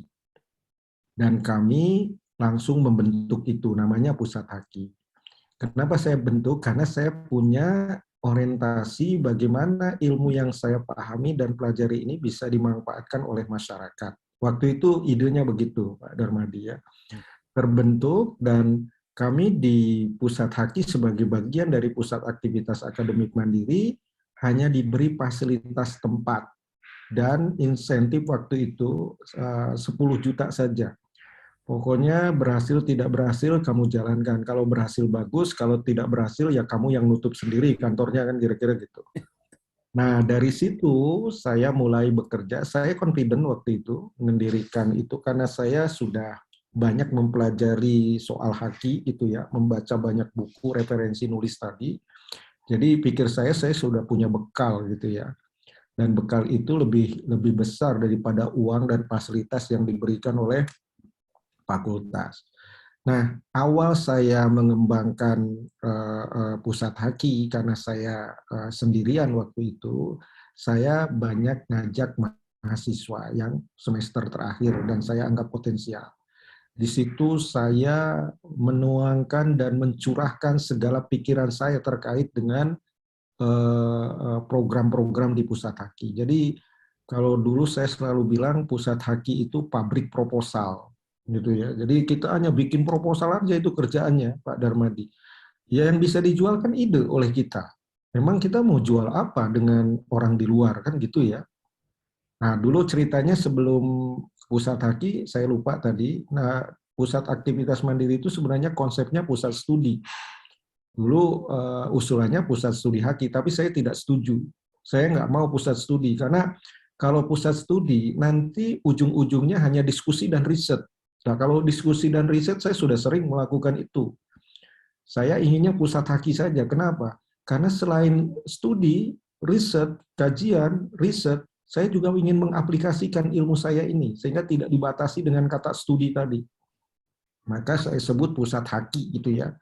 Nah, di situ saya banyak bikin proposal, Pak Darmadi, ratusan proposal saya bikin. Dan ketika kita tawarkan kepada berbagai pihak, ya tahu sendirilah, tahun 2006 itu situasinya kan tidak kondusif seperti sekarang. Mana ada orang dipaksa ngurus haki, kalau sekarang kan ada aturannya.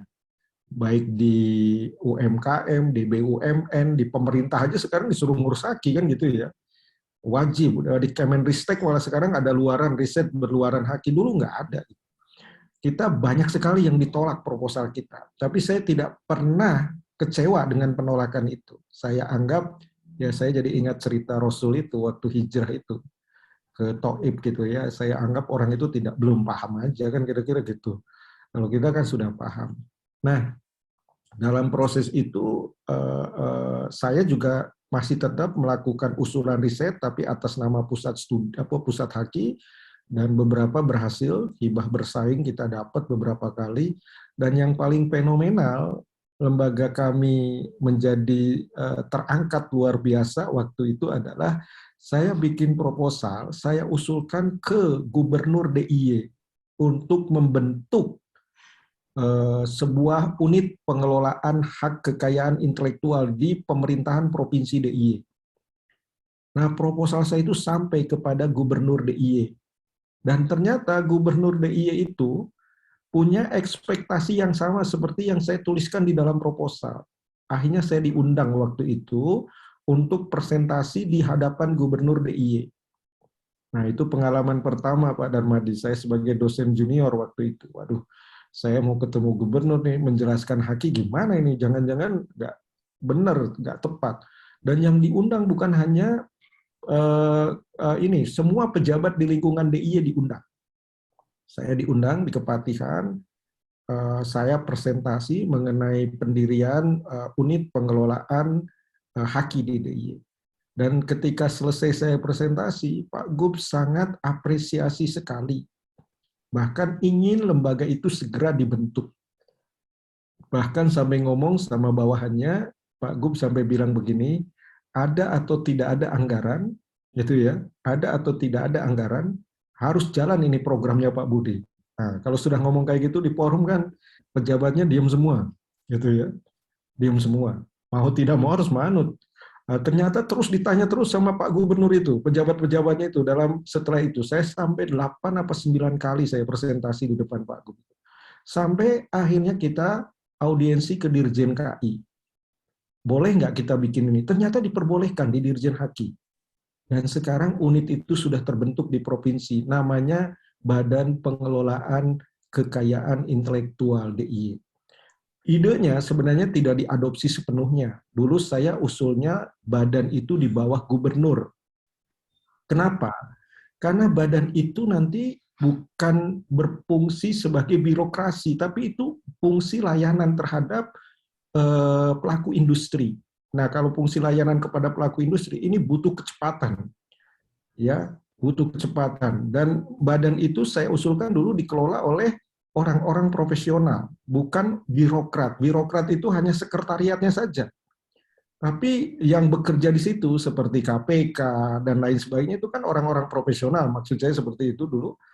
Nah, Pak Gub udah setuju itu, cuma nggak tahu di bawah itu dibelokkan malah jadi di bawah Dinas Perindustrian waktu itu. Saya awalnya mau menolak, tapi dari dinas membujuk, sudah Pak Budi, karena kita belum punya model yang terbaik di Indonesia, ini juga baru dibuat, kita bikin portofolio dulu. Akhirnya saya mengalah dan itu dijalankan. Nah, lembaga itu sampai sekarang berjalan dan banyak melakukan program-program haki, bahkan saya lihat di pemerintah daerah, hanya di DIY mungkin yang kelihatan serius mengelola haki itu. Karena dia punya unit khusus dan punya anggaran. Kalau dulu kan ada programnya tapi sambian. Jadi kalau ada anggaran sisa ya dikasih, kalau tidak ada anggaran sisa ya nggak dikasih. Mungkin di Madiun juga sama itu. Coba aja nanti pelajari. Nah, itu bisa dicontoh. Jadi dari situ saya akhirnya punya pikiran begini, Pak Darmadi. Untuk menyadarkan haki di Indonesia memang polanya harus top down. Tidak bisa bottom up. Bottom up lama, hasilnya lama. Tapi kalau top down cepat.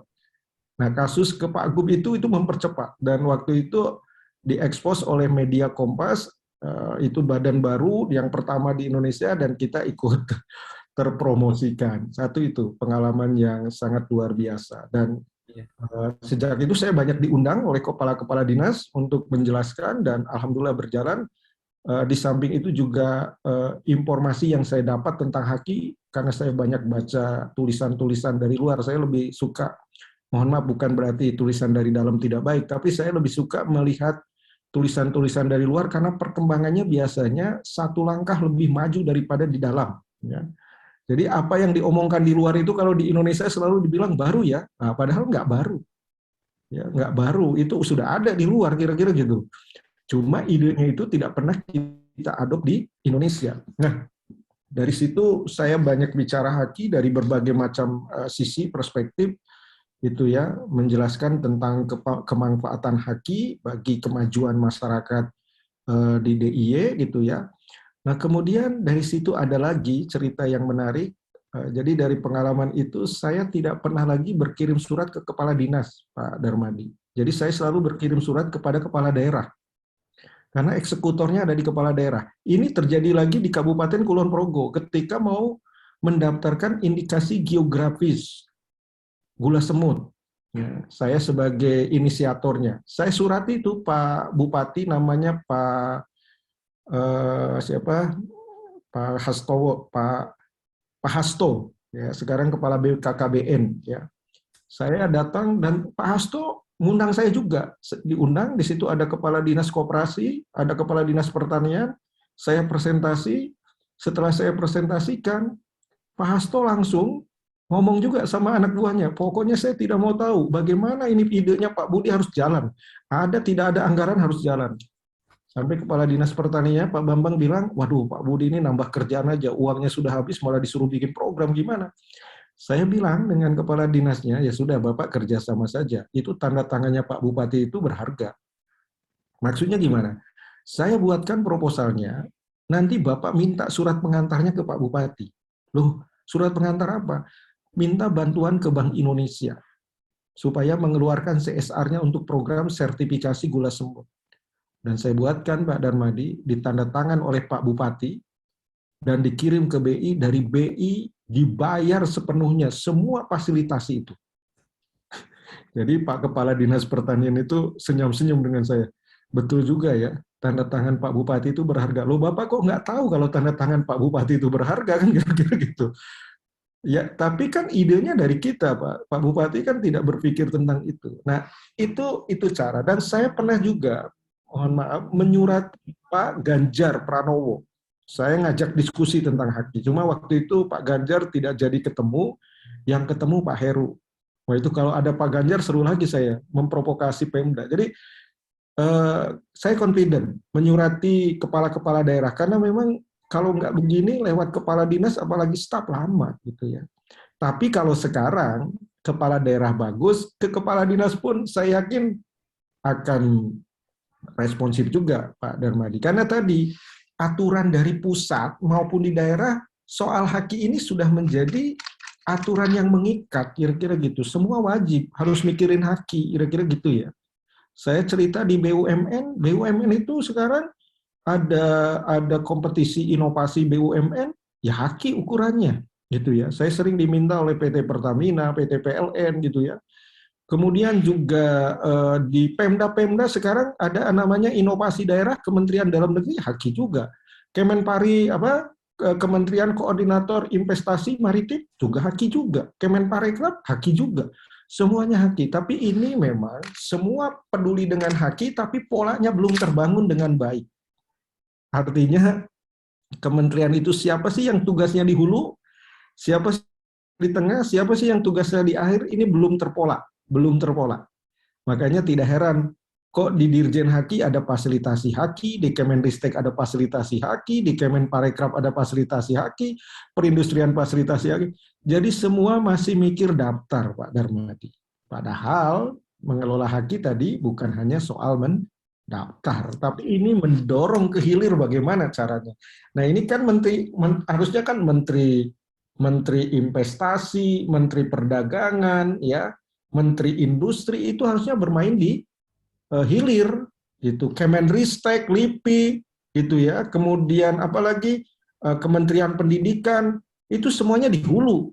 Nah, yang di tengah itu nanti Kementerian Hukum dan HAM, karena fungsinya memproteksi, kira-kira gitu. Itu yang saya alami. Jadi, terima kasih, Prof. Jadi nggak usah berkecil hati kalau belum dikenal keluar, tapi percaya kalau ini bola digelindingkan, ada namanya teori snowball, teori gitu ya. Jadi kalau digelindingkan itu bola saljunya jadi gede nanti. Ya. Nah. Ya. Kalau Prof. Budi tadi mulai dari menembus Pak Gubernur nih, ya. Nanti berhasil enggak kita itu tantangan juga nanti. Mungkin kita mulai dari wali kota dulu. Pak Wali Kota disurati diajak ngobrol nanti semua OPD-nya. Ya, mudah-mudahan dan berani Pak. Itu perlu berani. Keberanian. Ya. Termasuk yang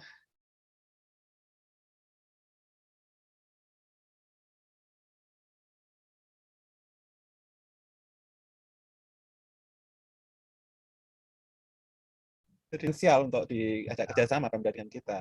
Maksudnya ya tadi kita perlu keberanian juga.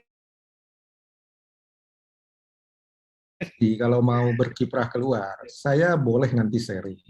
Saya pernah menginisiasi, saya termasuk konsultan haki, sentra haki yang memulai pengurusan indikasi geografis di Indonesia. Dan saya pernah training di Swiss. Ya. Jadi Salak Pondoh itu saya yang meng-IG-kan. Gula Kelapa Kulon Progo saya itu yang meng-IG-kan. Jadi saya yang menginisiasi. Saya punya pengalaman. Dari pengalaman itu, kesimpulan saya, kalau boleh saran, jangan ke IG. IG itu costly, biayanya tinggi sekali. Oh, gitu. Kalau mau pakai apa? Ada 2 model yang sudah saya kembangkan di luar IG. Saya pelaku IG juga. Apa itu?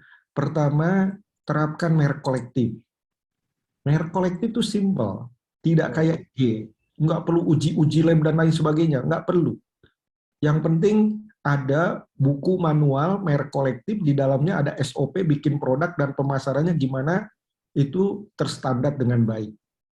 Satu itu ya, saya sudah mendaftarkan merek kolektif di Jogja ini hampir 15-an, bahkan lebih. Itu yang merek itu Pak ya, merek Iya, dagang itu ya? Oh. iya, merek kolektif itu bisa merek dagang, bisa merek jasa. Kalau berem itu merek dagang nanti. Ya, kalau pecel itu merek dagang gitu ya. Itu lebih murah biayanya dan tidak ada visitasi ke lokasi. Dan tidak ada pembatasan geografis. Pokoknya semua member boleh, semua produsen berem ya bisa masuk semuanya. Kira-kira gitu. Tinggal nanti dikreasikan di dalam buku manual penggunaan merek kolektif. Ya. Dan sekali lagi tidak ada visitasi. Kalau IG itu ada visitasinya, itu yang repot. Apalagi kalau suruh uji lab dan lain sebagainya, biayanya mahal sekali. Nah, itu ada. Nanti, makanya tadi dalam fungsi edukasi itu, serap dulu ilmunya, baru diaplikasikan. Kalau Pak Darmadi mau kiprah ke Pemkab, serap dulu ilmu tentang merek kolektif. Satu lagi nanti terkait dengan co-branding. Ya, co-branding. Nah, saya tunjukkan ya. Ini produk saya. Saya senangnya berkreasi soalnya, karena orang haki itu harus kreatif katanya.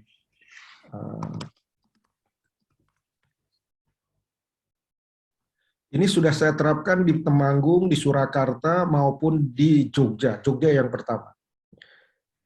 Jadi ini sebenarnya program bagus untuk Pemda yang ingin membangun daya saing daerahnya, gitu ya, dengan menerapkan co-branding ini.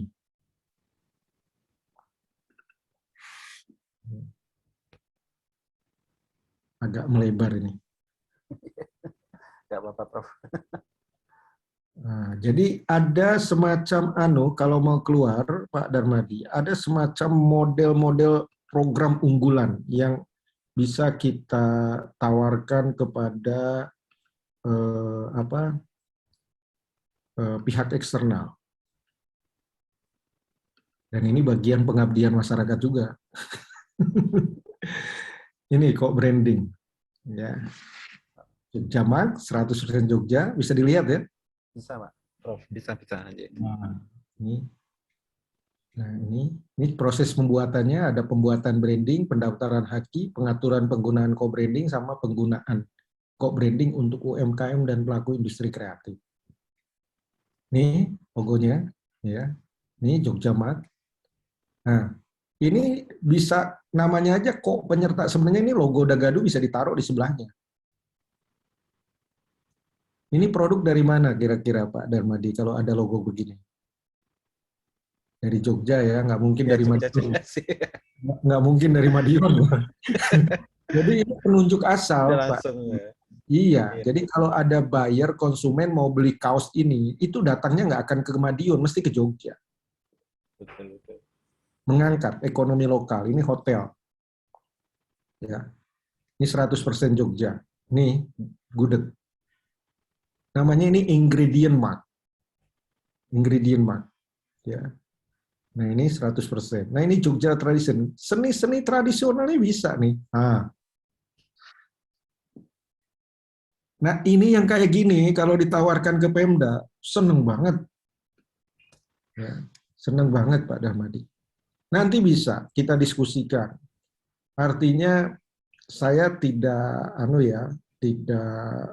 berpikir bahwa Indonesia ini bisa dikerjakan sendirian. Ini harus mengoptimalisasi orang lain juga, termasuk sentra-sentra haki yang ada di daerahnya masing-masing, supaya itu jadi semacam apa, Pak Darmadi? Jadi barometer.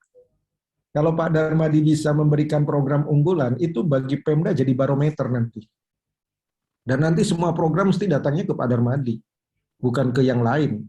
Karena mereka melihat sudah mampu menciptakan program-program unggulan. Nah, selama ini kalau kita lihat di Pemda, urusannya kan hampir sama di tempat kita. Daftar aja pertanyaannya sudah sampai mana itu kira-kira efek ekonominya kan gitu. Iya, betul. Ya, itu. Jadi coba ciptakan program-program unggulan. Ini kalau mau diadop boleh, ya, bisa diterapkan. Nanti di Madiun bikinkan logonya yang bagus. Sehingga barang beremnya Madiun dan yang lain-lainnya ditaruh di Bandara Juanda, orang tahu kalau itu produk Madiun. Dan beli di Madiun, bukan beli di tempat lain. Beli di tempat lain boleh, tapi produsennya orang Madiun. Jadi kok branding ini sebenarnya melindungi produsen lokal, Pak Darmadi. Iya, iya. Jadi melindungi. Yang boleh punya co-branding itu hanya produsen lokal. Ini yang tadi Jogjamak itu hanya untuk produsen Jogja, luar Jogja nggak boleh. Gitu. Ya dalam konteks ini memang membangun kedaerahan, tapi ini kan biarkan ini berkembang untuk menciptakan persaingan yang sehat kan boleh. Nanti tinggal ujung-ujungnya kalau banyak daerah bikin co-branding kan akhirnya bicara tentang kualitas produk kan. Ya, gitu. Seperti itu, Pak Darmadi. Ya, monggo untuk Bapak Ibu yang lain mungkin ada yang mau bertanya ke Prof. Budi. Tidak harus SOP, yang lain boleh. Monggo mungkin yang lain monggo. Kalau saya sebenarnya banyak pertanyaan. Monggo. Oke, mungkin menunggu yang lain bertanya, Prof. Ini ada pertanyaan lagi tentang inkubator bisnis nih. Inkubator bisnis itu sebaiknya dikembangkan oleh sentra KI, LPPM atau KWU. Kita punya biro sendiri juga sih sebenarnya, yaitu KWU, Biro Kewirausahaan. Jadi begini, kita pendekatannya fungsional aja, Pak Darmadi. Haki itu menjadi core bisnis kita, kira-kira gitu ya. Maka karena itu core bisnis kita, di inkubator itu nanti yang dibicarakan bukan hanya haki, tapi terkait dengan penguatan produk, kan begitu ya, penguatan legalitasnya gitu ya. Nah kita supportkan sentra haki kita dengan katakan inkubator itu di bawah KWU, katakan kerjasama dengan itu, gitu. Bahwa para tenan itu membutuhkan soal haki. Nah, tenan itu harus diedukasi hakinya dengan baik. Siapa yang bisa mengedukasi haki dengan baik? Ya bukan inkubatornya, tapi sentra haki. Gitu. Kemudian nanti sentra haki bekerja sama dengan unit inkubator bisnis itu untuk memfasilitasi haki. Untuk teknisnya nanti sentra haki yang menyiapkan, untuk pembiayaannya nanti unit inkubator itu yang menyediakan. Di tempat kami seperti itu yang dilakukan. Di kami ada namanya IBISMA, di bawah Simpul Tumbuh. Jadi kami support dengan IBISMA itu. Direktur IBISMA-nya bilang, Pak Budi tolong saya dibantu ya untuk penguatan hakinya. Oke, penguatan dari dua sisi, penguatan dari sisi knowledge-nya, pemahamannya dengan melakukan pelatihan-pelatihan haki kepada para tenan. Dan yang kedua adalah penguatan dalam konteks memfasilitasi bagaimana supaya produk dari para tenan itu bisa dilindungi hakinya, terutama karena produk tenan itu biasanya produk baru. Kalau saya selalu menyarankan tidak harus semua jenis haki diurus dulu, tapi dua saja yang harus diurus. Apa itu? Merek dan inti dari produk. Merek dan inti dari produk. Inti dari produk itu contoh. Kalau air mineral, itu inti produknya kalau dari haki itu adalah metode pengolahan air. Nah, itu yang harus dilindungi, metode pengolahan airnya. Kalau soal kemasan, itu bisa ganti nanti. 5 tahun ke depan bisa ganti. Gitu. Merek kenapa itu harus diutamakan dalam pengurusan haki bagi perusahaan bayi yang baru lahir, kira-kira gitu. Karena merek itu menjadi alat untuk menciptakan ceruk pasar. Kalau merek itu tidak dilindungi dari awal, nanti bisa jadi di kemudian hari merek itu sudah didaftar atas nama orang lain, kan kerugian itu.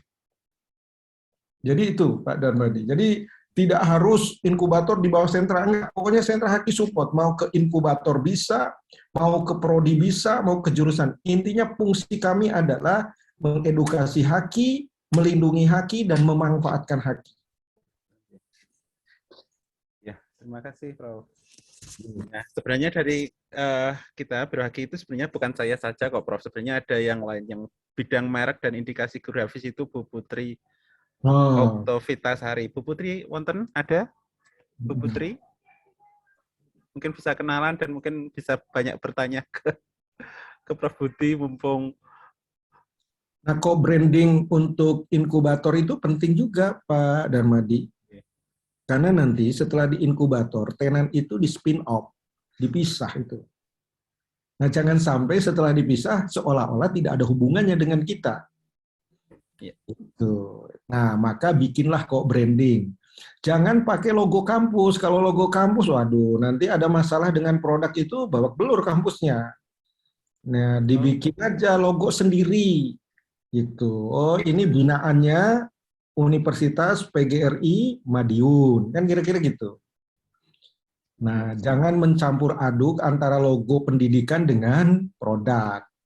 Tapi nanti logo kok branding yang digunakan untuk produk-produk tenan itu ada ada bagian-bagian yang menunjukkan keterikatan antara logo itu dengan logo induknya.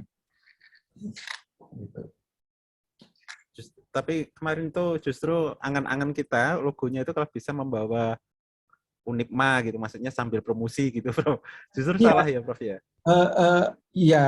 Maksudnya paham ini dalam rangka membangun reputasi Unipma, ya kan? Tetapi juga kita harus pikirkan sisi negatifnya.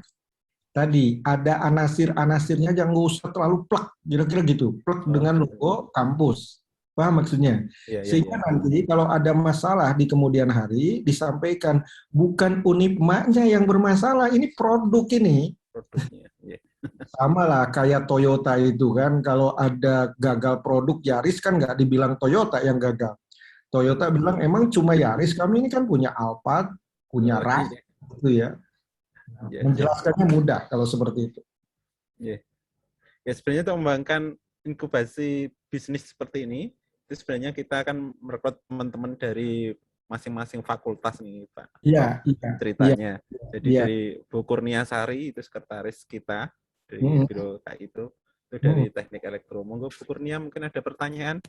Ya, Kurnia? Nggak ada kayaknya. Ini ada namanya tapi nggak.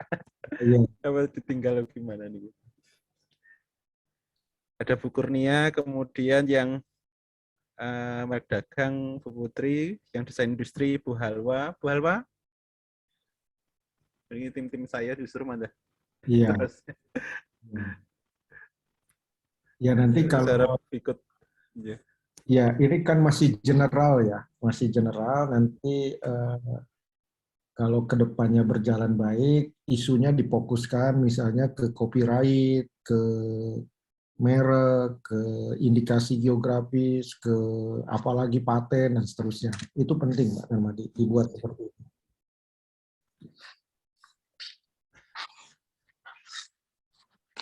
Ini, Prof. Ya. Untuk SOP-nya mungkin memang perlu proses, Prof. Jadi mungkin akan kita sama tim-tim, teman-teman tim ini akan mencoba yang tadi, nanti kita konsultasikan ke jenengan. Ya, boleh. Karena itu perlu waktu yang jelas, sehingga mungkin yang di sini memang banyak disosialisasinya SOP di sana seperti apa, kita banyak belajar di UI seperti apa gitu, yang baik seperti apa, dan nanti untuk kita kembangkan, karena mungkin agak berbeda, apakah ya kita juga perlu diskusi, Prof, nanti masalahnya untuk menyusun SOP-nya. Jadi saya rasa cukup, Prof, hari ini. Kalau nggak ada pertanyaan dari yang lain, monggo. Kalau nggak ada, kita cukupkan. Ya, kita menunggu berikutnya, Prof.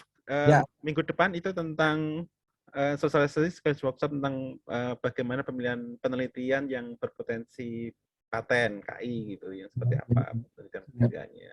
Oke, baik. Ya. Baik.